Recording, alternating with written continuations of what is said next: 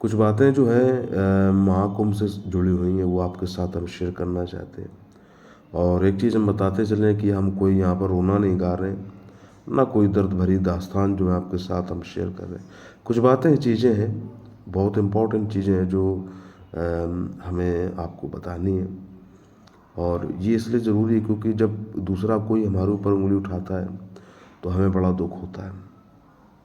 ठीक है, वो उंगली कौन उठाता है, किस लिए उठाता है, वो तो आप अच्छी तरीके से जानते हो। और ये शायद हमारे साथ ही घटना नहीं हुई, यानी कितने करोड़ों लोगों के साथ ये सब चीज़ें होती नहीं अभी तक। महाकुंभ का मेला, हम ये नहीं कह रहे हैं कि वहाँ की व्यवस्था जो है गलत है, बहुत अच्छी व्यवस्था की है, सबकी भलाई के लिए की है, सबके लिए, सबके अच्छाई के लिए की है। हमारे जितने भी सैनिक जवान जो हैं जी जान लगाए हुए हैं सबकी सुरक्षा के लिए, उनको दिल से सैल्यूट। लेकिन लेकिन लेकिन लेकिन एक चीज़ जो है, आप वहाँ पर देखा होगा कि जितने भी जो ऑटो रिक्शा चालक है, जितने भी दुकानदार हैं, यानी जितने भी यातायात के जो साधन जो है वो आप उपलब्ध करा रहे हैं, इतना ज़्यादा लूट खसोट में लगे, इतना ज़्यादा लूट खसोट में चलने लगे हुए हैं कि हम बता नहीं सकते हैं आपको। उस टाइम पे ये नहीं समझ में आ रहा था कि यार जो लोग इस पावन जगह पर रहते हैं, उनकी आत्मा में इस प्रकार का बदलाव कैसे हो सकता है। लोग हज़ारों किलोमीटर दूर से रात दिन सफ़र करके इतनी दूर आ रहे हैं। ठीक है, समझ रहे हो, जो लोग पहुँचे इतनी दूर से वो समझ सकते हैं। और वहाँ के लोग कितनी भयंकर तरीके से लूटने खसोटने में लगे, वो चाहे रेहड़ी लगाने वाला हो, सामान बेचने वाला, कोई भी बंदा हो। वे भी नहीं करे सभी लोग, लेकिन हाँ ये है कि 100% के अंदर अगर आप देखें तो कम से कम 80-85% लोग जो हैं लूटने खसोटने में लगे हैं।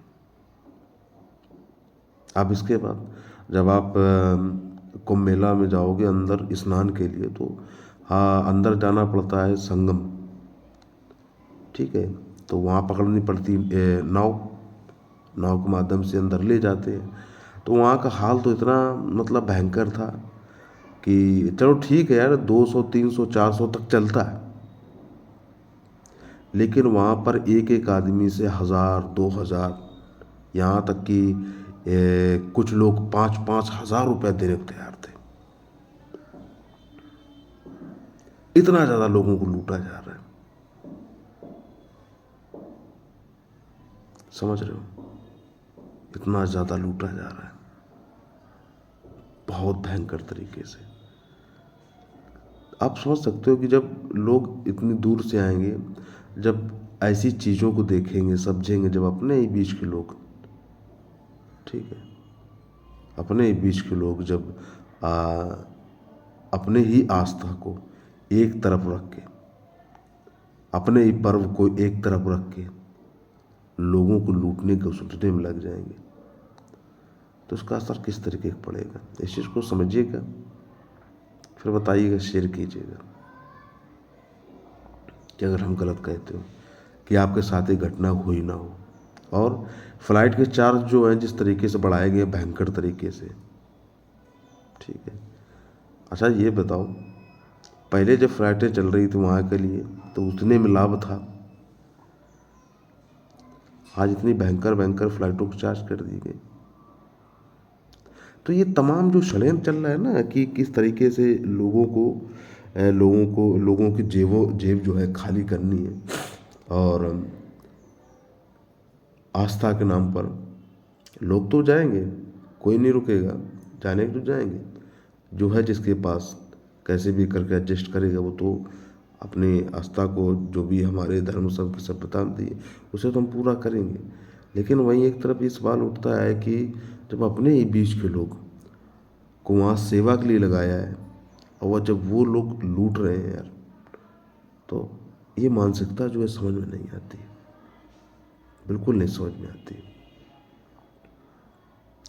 तो बस यही है कि अगर जो नए लोग अगर महाकुंभ के मेला में स्नान करने के लिए जा रहे हैं तो इस चीज़ से बच के रहिए कि स्कैम बहुत ज़्यादा अंदर चल रहा है। हम ये नहीं करें कि सभी लोग हैं, लेकिन वही आप नाव के अगर व्यवस्था करने जाते वहाँ पर बहुत ज़्यादा लूट खसोट है। और जितने भी यातायात के साधन ज़्यादातर ये टैक्सी रिक्शा चालक या फिर टेम्पो चालक जितने भी हैं बहुत ज़्यादा दबा के लूटने के सुपने में लगे हुए हैं। तो ये बहुत ज़्यादा है, लोगों को प्रॉब्लम फेस करनी पड़ रही है।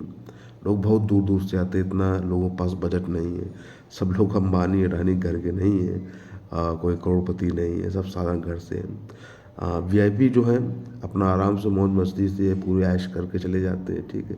ये ऐश शब्द हमें लगाना नहीं चाहिए, लेकिन है अच्छा खासा उनको शॉर्टकट से सब चीज़ें हो जाती हैं, लेकिन आम जनता को झेलना पड़ता है, बहुत झेलना पड़ता है, समझे। उन लोगों से पूछिए जो दिन रात मेहनत करके कुछ पूंजी जो है जमा कर पाते हैं, बस इतना ही काफ़ी है, समझदारी का इशारा काफ़ी है। तो अगर हमारी वीडियो सरकार तक तो पहली बार पहुँचती ही नहीं है, क्योंकि ऐसी वीडियो जो होती है ना कोई सपोर्ट करता है ना कोई आगे बढ़ाता है, ठीक है। तो यही सब चीज़ें हैं कि गलतियाँ हमें भी है कि अच्छी चीज़ को हम लोग सपोर्ट करते ही नहीं हैं, तो वही है, बाद में झेलना पड़ता है। तो बस यही है कि आपकी यात्रा जो मंगलमय रहे, आप खुश रहें, आबाद रहें, सुरक्षित रहें, अपने फैमिली मेम्बर्स को हमेशा प्रोटेक्ट करके रखें। भीड़ भाड़ स्थान पे जब भी जाएं तो इस चीज़ का ध्यान रखें कि जो देव स्थल हैं, जो भी पूजा पाठ के स्थल, वो कहीं आपसे दूर नहीं जा रहे हैं, वही यथा स्थान पर रहेंगे, ठीक है। लाइन पर लग के आराम से यार आप उनका दर्शन कीजिए, आप सुरक्षित घर जाएं, अच्छे तरीके से जाएं, मन को आपको शांति मिले। और जितने लोग भी लूटने घुसने में लगे तो उनसे भी कहते हैं कि यार थोड़ा शर्म कर लो, थोड़ा शर्म कर लो तो अच्छा रहेगा। पैसा ज़िंदगी में सब कुछ नहीं, कितना कमा लोगे तुम, कहीं ना कहीं से निकल जाएगा, सीधी सीधी बात है। कितना भी तुम लोग लूटने में लगे हो ना, कुछ भी कर लो, फिर बाद में मौका दूसरों को दे देते हो मजाक उड़ाने के लिए, फिर मजाक बनता है, फिर बुरा लगता है, ठीक है। जय हिंद या भारत माता की जय, या फिर घर के छत के ऊपर सनातन का झंडा लगाने से ये साबित नहीं होता कि आप बहुत बड़े धर्म के रक्षक हो। ये जो हम करते हैं ना, हम लोग रीलें बनाते हैं, ड्रामेबाजी करते हैं, इससे कोई फ़ायदा नहीं है। जब तक आपके कर्म नहीं, जबकि आपकी आत्मा में वो चीज़ें नहीं है सद्भाववादी, तो कोई फ़ायदा नहीं है नौटंकी करके। बस इतना ही कहना चाहते हैं। खुश रहें, आबाद रहें, सुरक्षित रहें, और जो भी आपके विचारधाराएँ कमेंट बॉक्स दिया उसमें आप लिख सकते हैं। तब तक के लिए जय हिंद, भारत माता की जय, जय श्री राम।